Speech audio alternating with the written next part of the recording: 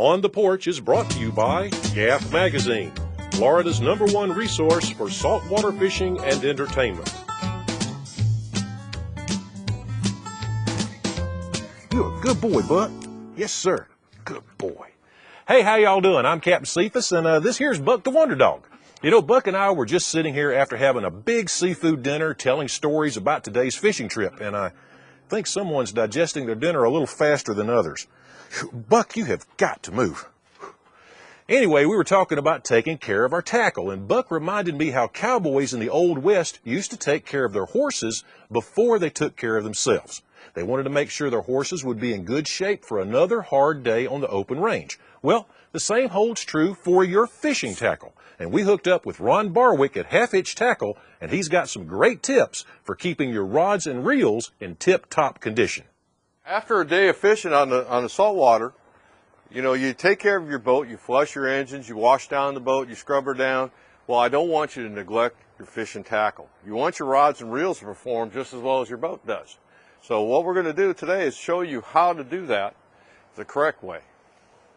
All right, generally what we'll do is at first we'll take our rods and we're going to spray them down with a hose, but we're going to do it very lightly. We're going to do it just like this, like we're rinsing them off. All right, we're going to get all the salt, we're going to dissolve the salt off of there and let any sand run off of that also.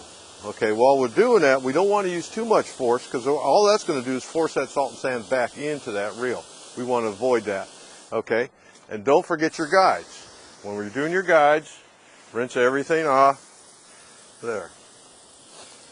All right, when that's done, what I want you to do, of course, is shake off all that excess water. Then we use a water displacement product. Most common, of course, WD-40. Well, what we're going to do is we're going to take a rag. We're not going to spray our reel with WD-40 directly, because that does dissolve any oils and greases that are on there used for lubrication or protection. So we're going to spray a rag, and we're going to wipe off this reel like this.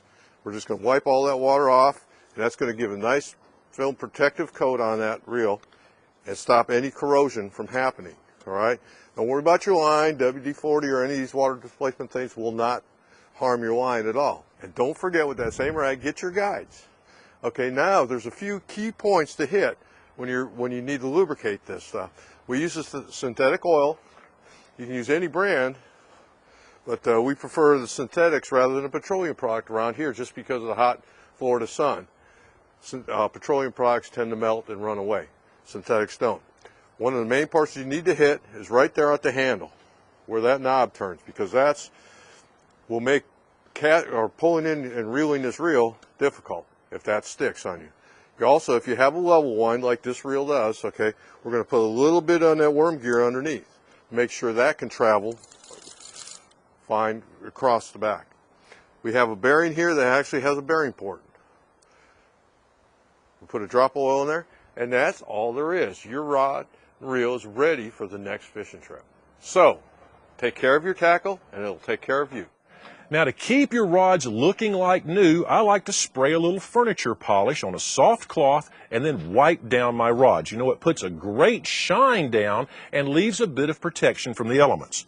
Now, finally, do a freshwater rinse of all the plugs and hooks that you've used during the day to keep them from corroding. And even stainless or galvanized hooks can use a rinse down, but leave them out in the open to dry before storing them back in your tackle box. Now, finally, there's nothing worse than a dull hook, so give them a couple of quick licks with a sharpening tool, and then coat the point of the hook with a black magic marker to keep them free of corrosion. Spend a few minutes taking care of your tackle, and it'll take care of you when the fish of a lifetime is on the hook. Well, I'm Captain Cephas, and for Buck the Wonder Dog, we'll see you next time on the Porch. Man, Buck, that is the last time you're having beans for dinner. You are just not right. God.